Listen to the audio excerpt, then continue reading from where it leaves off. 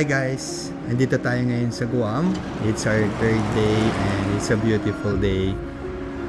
Papunta kami ngayon sa Tumon Beach at samahan nyo kami. Bisitahin natin tong Malaboracay na beach dito sa Guam. It's a 10-minute drive from our hotel, Windham. So tara, samahan nyo kami.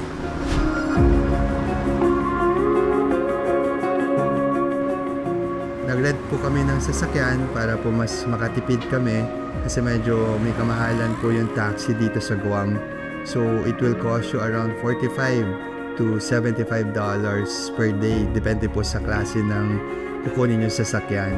For us, kinuha lang po namin yung $45 para po maikot namin yung buong Guam.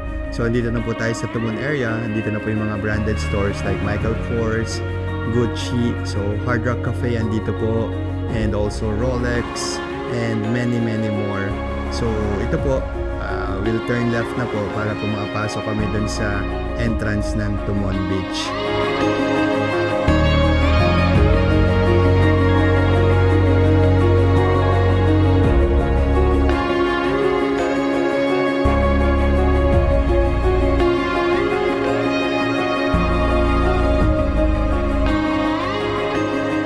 So mga 3 PM po ito, medyo mainit pa at hindi pa nakapang swimming yung mga bata. Malapit lang naman to sa hotel, so uwi muna po kami para magbihis. And balik na lang po pag medyo kaya na yung init.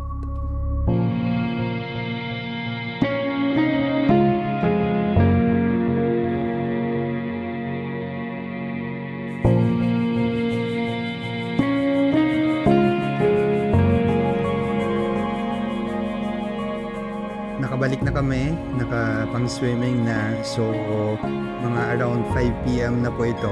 Medyo kaya na yung init and mag-enjoy na yung mga bata to swim and explore this beautiful paradise of Guam.